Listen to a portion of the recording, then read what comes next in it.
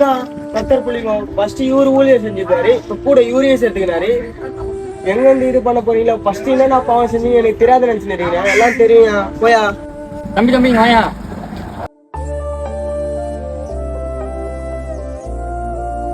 தம்பி நீ பேசுறல, இந்த மாதிரி நாங்களும் நிறைய பேர் கலாய்ச்சிக்கிறோம். நாங்களும் வந்து முன்னாடி பண்ண தப்பு கிடையாது, நிறைய பேர் திட்டாத விஷயம் கிடையாது. ஆனால் எல்லாமே தப்புன்னு இந்த பைபிளை தூக்கம் தப்பு தான் உணர்ந்து கொண்டோம். இதெல்லாம் வந்து முட்டாள்தனமான விஷயம். ஒருத்தரை கலாய்க்கிறது அப்புறம் பாவம் செய்யுது. ஆனால் இப்போ அதெல்லாம் விட்டோம்.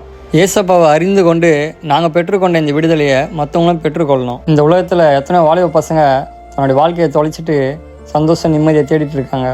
பாவமான சில காரியத்துலேருந்து எப்படி வெளியே வருதுன்னு தெரியாமல் தவிச்சிட்டு இருக்காங்க. நிறைய பேர் பாவம் செஞ்சுட்டு வாழ்ந்துட்டு இருக்காங்க. அவங்களாம் அந்த பாவத்துலேருந்து வெளியே வரணும், அவங்கள மாற்றணும் அப்படின்னா ஏசப்பாவில் மட்டும்தான் இது செய்ய முடியும்.